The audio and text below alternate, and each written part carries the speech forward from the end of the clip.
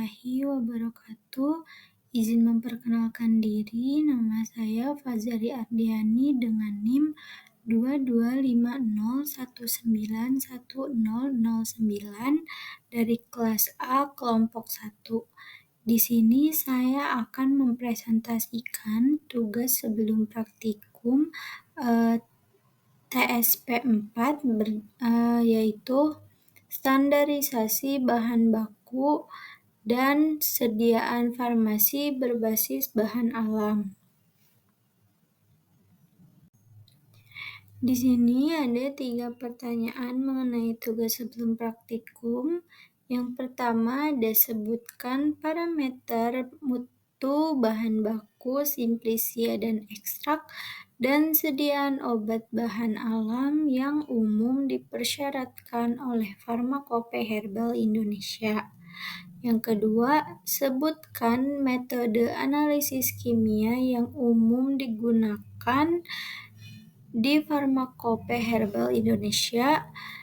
Dan yang ketiga ada buatlah rangkuman beberapa pengujian dalam parameter standarisasi yang tertera pada Farmakope Herbal Indonesia sesuai tabel berikut.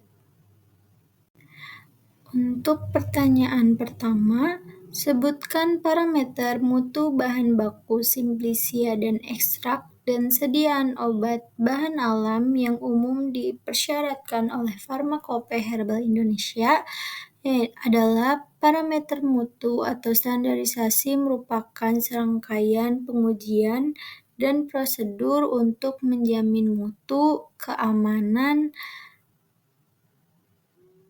dan khasiat simplisia bahan alam obat sebagai bahan baku produk obat. Proses ini meliputi parameter organoleptik atau uji fisik, kimia, kadar air, kadar abu, kadar sari, dan kandungan senyawa aktif dengan tujuan untuk menghasilkan produk bahan alam yang bermutu, konsisten, dan aman dikonsumsi oleh konsumen. Standarisasi simplisia ini menjamin kualitas bahan baku obat bahan alam sehingga terjamin juga keamanan dan khasiatnya. Ada juga parameter standarisasi yang tercantum dalam Farmakope Herbal Indonesia, di antaranya yang pertama ada parameter spesifik, yaitu identitas simplisia merupakan parameter spesifik yang tercantum dalam Farmakope Herbal Indonesia yang meliputi pemberian atau organoleptis dengan ciri makroskopis dan mikroskopis, nama latin, dan senyawa identitas yang diidentifikasi menggunakan metode kromatografi lapis tipis. Yang kedua ada parameter non-spesifik, di mana parameter non-spesifik ini untuk simplisia meliputi penetapan kadar air dan susut pengeringan yang dipersyaratkan tidak lebih dari 10%, kadar abu total dan kadar abu tidak larut asam, kadar sari larut air dan larut etanol, serta kadar kandungan kimia. Standarisasi perlu dilakukan juga terhadap produk jadi dari obat bahan alam. Parameter uji mutu sediaan yang digunakan mengikuti bentuk sediaan obat bahan alam yang diproduksi meliputi pengujian organoleptik. Pengujian ini menggunakan panca indera manusia untuk memeriksa bentuk, warna, bau, dan rasa sediaan dengan tujuan untuk melakukan identifikasi awal dan memastikan produk tidak mengalami perubahan fisik yang menandakan kerusakan atau ketidakstabilan. Ini adalah merupakan garda terdepan kontrol kualitas karena perubahan organoleptik adalah indikator pertama adanya masalah pada produk. Selanjutnya, ada keseragaman bobot. Pengujian ini memastikan bahwa bobot setiap unit sediaan, misalnya per tablet atau per kapsul, dalam suatu batch produksi beragam dan berada dalam rentang yang ditetapkan, dengan tujuan untuk menjamin keseragaman dosis. Jika bobot setiap tablet berbeda jauh, maka kandungan zat aktif di dalamnya juga akan berbeda. Hal ini akan menyebabkan pasien menerima dosis yang tidak konsisten, sehingga efektivitas terapinya tidak terjamin. Selanjutnya, yang ketiga ada waktu hancur. Pengujian ini mengukur seberapa cepat tablet atau kapsul hancur menjadi partikel kecil ketika kontak dengan cairan, dengan tujuan untuk memastikan zat aktif dapat segera terlepas dari sediaan setelah diminum. Jika sediaan tidak hancur dalam waktu yang seharusnya, maka zat aktif tidak akan bisa larut dan diserap oleh tubuh, sehingga obat tersebut tidak akan memberikan efek terapi yang diharapkan.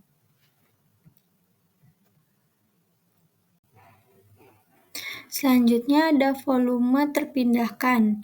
Pengujian ini berlaku untuk sediaan cair seperti sirup, suspensi, dan memastikan bahwa volume cairan yang dapat dipindahkan atau dituang dari wadah sesuai dengan volume yang tertera pada label, dengan tujuan untuk menjamin ketetapan dosis total yang diterima pasien.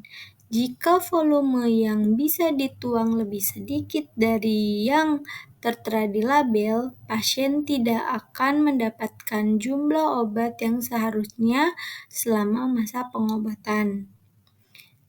Selanjutnya, yang kelima ada cemaran mikroba dan logam berat.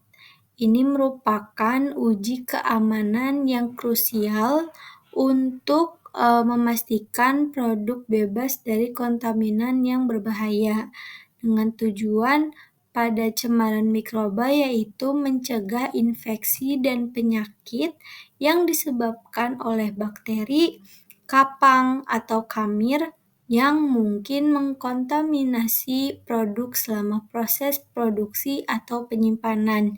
Selanjutnya, tujuan untuk adanya logam berat, misalnya timbal, raksa, atau arsen, itu untuk mencegah keracunan atau toksisitas yang dapat menyebabkan kerusakan organ serius karena logam berat dapat terakumulasi dalam tubuh.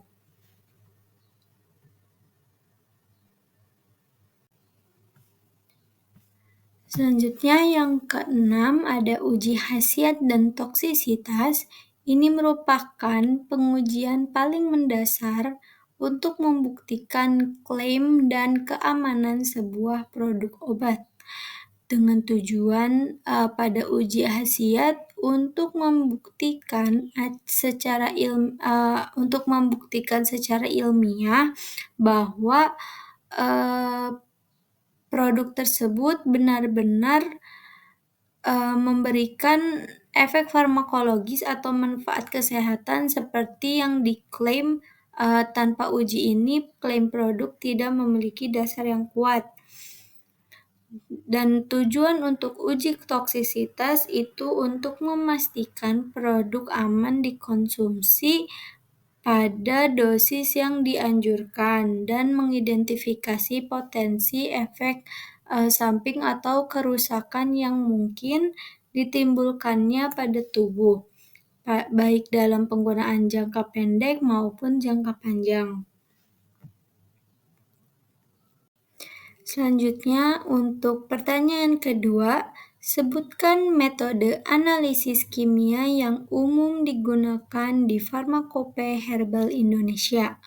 Pharmacope Herbal Indonesia menggunakan berbagai metode analisis kimia modern untuk standarisasi, Metode yang umum digunakan antara lain ada metode kromatografi, metode spektrofotometri, dan metode lainnya. Untuk metode kromatografi terbagi menjadi 3. Ada kromatografi lapis tipis atau KLT, digunakan secara luas untuk analisis kualitatif, identifikasi, dan uji kemurnian. Metode ini dapat memberikan pola kromatogram yang khas. Yang kedua ada kromatografi cair kinerja tinggi atau KCT atau dalam bahasa Inggrisnya HPLC, digunakan untuk analisis kualitatif dan kuantitatif penetapan kadar senyawa penanda atau senyawa aktif dengan presisi dan akurasi yang tinggi. Selanjutnya yang ketiga ada kromatografi gas atau KG, khususnya digunakan untuk menganalisis senyawa yang mudah menguap seperti komponen dalam minyak asiri. Selanjutnya yang kedua, metode analisis kimia kedua yaitu ada metode spektrofotometri. Metode spektrofotometri terbagi menjadi 2, yaitu spektrofotometri UV visible digunakan untuk analisis kuantitatif, terutama untuk senyawa yang memiliki kromofor atau gugus yang menyerap sinar UV atau tampak, seperti pada penetapan kadar flavonoid total dan tanin total. Yang kedua ada spektrofotometri inframerah atau FTIR digunakan untuk identifikasi gugus fungsi senyawa dan membandingkan spektrum sampel dengan baku pembanding. Selanjutnya untuk metode analisis kimia lainnya yaitu ada gravimetri yang merupakan analisis berdasarkan penimbangan massa seperti pada penetapan susut pengeringan, kadar abu, dan kadar sari. Selanjutnya yang kedua ada titrasi volumetri yang merupakan analisis kuantitatif berdasarkan volume larutan reaksi yang digunakan. Contohnya pada penetapan kadar air metode Carl Fisher. Dan yang ketiga ada destilasi yang merupakan proses pemisahan pada penetapan kadar air metode destilasi toluena dan penetapan kadar minyak atsiri. Selanjutnya, pertanyaan ketiga, buatlah rangkuman beberapa pengujian dalam parameter standarisasi yang tertera pada FHI atau Pharmacope Herbal Indonesia sesuai tabel berikut. Yang pertama ada susut pengeringan dengan metode pengujian gravimetri dengan prinsip pengujian mengukur selisih bobot sampel sebelum dan sesudah dipanaskan dalam oven pada suhu 105 derajat Celcius hingga mencapai bobot tetap. Pengukuran ini mencakup kehilangan air dan senyawa volatil lainnya. Untuk parameter kunci yang diamati yaitu penurunan bobot dinyatakan dalam persen. Dan tujuannya yaitu untuk memberikan batasan maksimal jumlah semua senyawa yang hilang selama proses pengeringan termasuk air dan senyawa atsiri. Ini penting untuk menjamin stabilitas simplicia selama penyimpanan dan mencegah pertumbuhan mikroba. Selanjutnya yang kedua ada kadar air dengan metode pengujiannya ada 2 yaitu azeotropi dan gravimetri. Prinsip pengujian azeotropi yaitu menyuling sampel dengan pelarut organik yang tidak dapat bercampur dengan air atau immiscible dan memiliki titik didih lebih tinggi serta massa jenis lebih rendah dari air. Pelarut yang umum digunakan sesuai farmakope adalah toluena. Selanjutnya, yang kedua, prinsip pengujian gravimetri yaitu mengukur kehilangan massa total dari suatu sampel ketika dipanaskan pada kondisi tertentu hingga mencapai bobot konstan.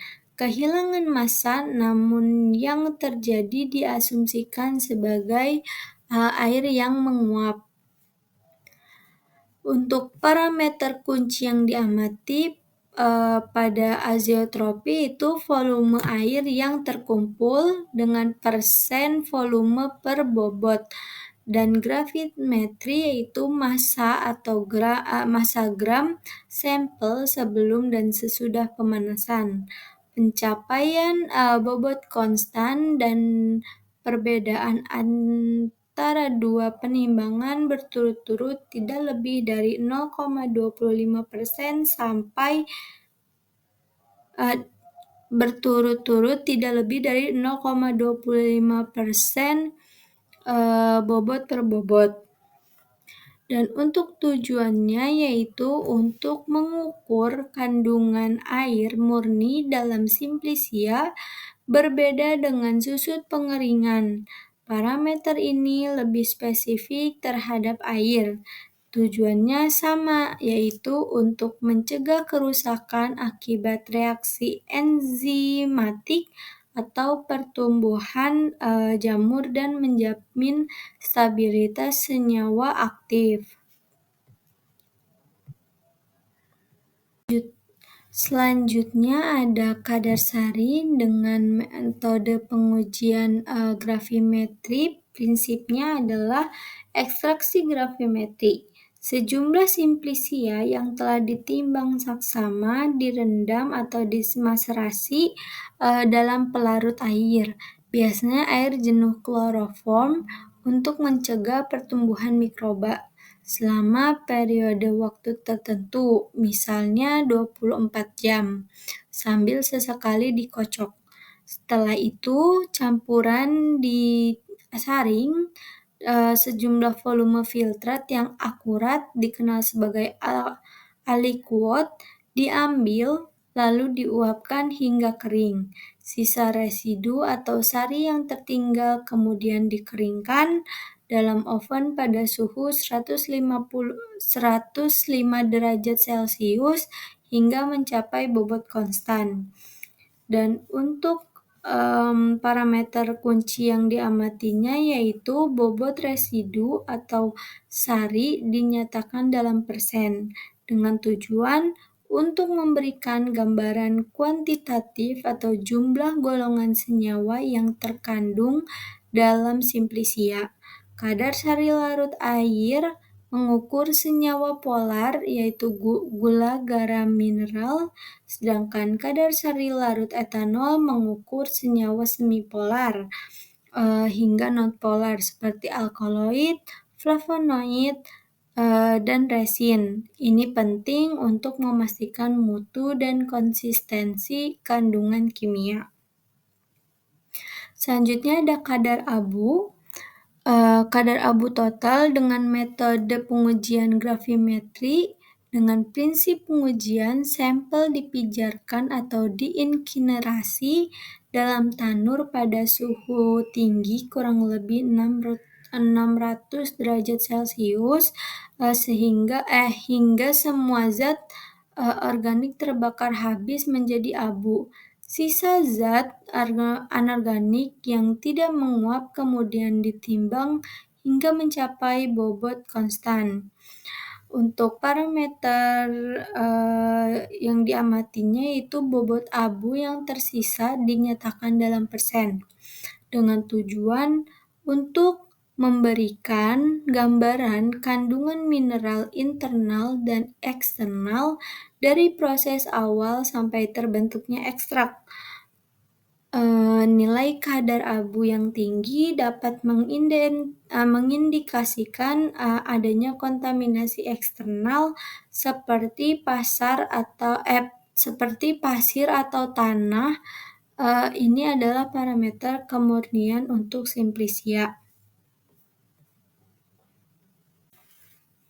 Selanjutnya ada KLT dengan metode pengujian kromatografi lapis tipis dengan prinsip pengujiannya pemisahan komponen kimia berdasarkan perbedaan afinitasnya antara fase diam adsorben seperti silika gel dan fase gerak atau pelarut. Komponen akan bergerak dengan kecepatan berbeda, menghasilkan noda atau bercak terpisah yang diidentifikasi dengan nilai RF dan warna pada penampak noda. Dan parameter yang diamati yaitu nilai RF, warna, dan jumlah noda atau bercak. Dengan tujuan untuk analisis kualitatif yang berfungsi sebagai sidik jari atau fingerprint kimia dari Simplicia. Pola kromatogram, jumlah warna, dan posisi bercak digunakan untuk memastikan identitas dan kebenaran jenis Simplicia dengan membandingkannya terhadap standar. Selanjutnya untuk kadar kandungan minyak atsiri dengan metode pengujian destilasi dengan prinsip sampel didestilasi dengan air. Uap air akan membawa serta uap minyak atsiri. Campuran uap ini didinginkan atau dikondensasi dan ditampung dalam buret berskala di mana minyak atsiri akan terpisah dari air karena perbedaan bobot jenis. Dengan parameter yang diamati yaitu volume minyak atsiri yang terpisah dalam mili, kadar minyak atsiri dihitung dalam persen volume per bobot. Dengan tujuan untuk mengukur volume minyak atsiri persatuan bobot Simplicia. Ini adalah parameter kuantitatif yang penting untuk Simplicia yang khasiatnya ditentukan oleh kandungan minyak atsiri. Contohnya ada cengkeh, kayu manis. Selanjutnya ada kadar flavonoid total. Dengan metode pengujian ada dua, yaitu yang pertama ada komplekso dengan aluminium klorida, dan yang kedua ada reaksi dengan 2,4 dinitrophenylhydrazine.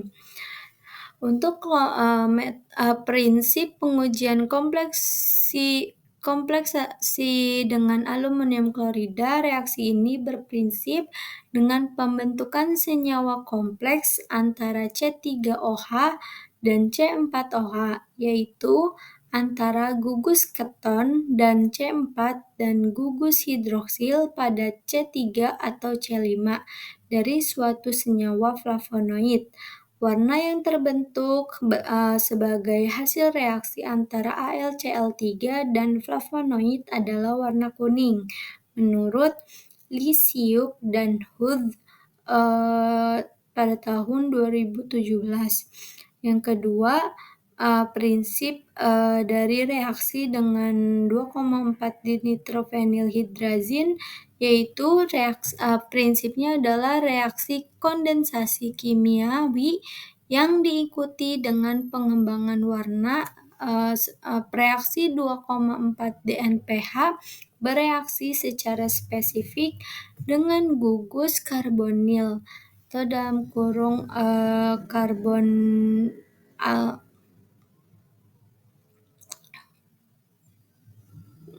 karbonil atau CO yang ada pada struktur beberapa jenis flavonoid, terutama golongan chalcone dan flavanon, untuk membentuk senyawa 2,4 dinitrophenylhydrazine yang berwarna. Pemanasan mempercepat reaksi ini. Penambahan basa kuat KOH akan mengubah struktur senyawa hidrazon ini menjadi bentuk terionisasi yang memiliki warna jauh lebih pekat, merah sampai jingga. Intensitas warna ini sebanding dengan kadar flavonoid target. Untuk parameter yang diamati, yang pertama ada bobot awal sampel dalam gram, masa akurat dari simplisia atau ekstrak yang ditimbang, digunakan untuk perhitungan kadar air. Selanjutnya ada serapan atau absorban. Ini merupakan parameter utama yang diukur oleh spektrofotometer. Nilai serapan dari larutan uji dan seri larutan pembanding dicatat. Yang ketiga ada kurva kalibrasi yang dibuat dari data seri larutan pembanding absorbansi versus konsentrasi. Parameter kunci dari kurva ini adalah persamaan regresi linear atau Y sama dengan MX plus C dan koefisien korelasi atau R2 yang digunakan untuk menghitung konsentrasi flavonoid dalam sampel uji.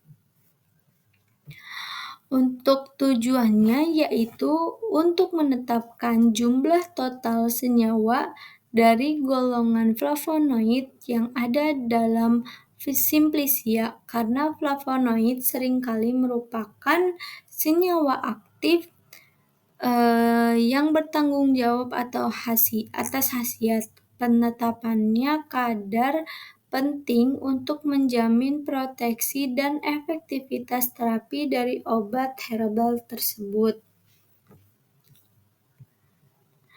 Untuk rumus susut pengeringan terlampir yaitu bobot awal dikurangi bobot akhir dibagi bobot simplisia dikali 100%. Untuk rumus kadar abu total yaitu sama dengan berat abu total dibagi berat simplisia dikali 100%. Untuk kadar abu larut air sama dengan berat abu total dikurangi berat abu tidak larut air dibagi berat simplisia dikali 100. Untuk kadar abu tidak larut asam sama dengan berat abu tidak larut asam dibagi berat simplisia dikali 100%. Untuk kadar air azeotropi sama dengan volume air terdestilasi dibagi berat simplisia dikali 100%. Dan untuk kadar air gravimetri sama dengan W1 dikurangi W2 dibagi W2 dikurangi W0 dikali 100%. Dengan keterangan W0 merupakan berat cawan kosong konstan dan W1 merupakan berat cawan konstan ditambah sampel dan W2 merupakan berat cawan dan sampel konstan. Selanjutnya, untuk kadar sari larut air dan larut etanol dirumuskan sama dengan bobot ekstrak dibagi berat simplisia dikali volume pelarut dibagi volume filtrat yang diambil dikali 100%. Dan untuk nilai RF sama dengan jarak tempuh sampel dalam sentimeter dibagi jarak tempuh pelarut dalam sentimeter dikali 100%. Sekian dari presentasi dari saya, kurang lebihnya mohon maaf. Wabillahi taufiq wal hidayah. Wassalamualaikum warahmatullahi wabarakatuh.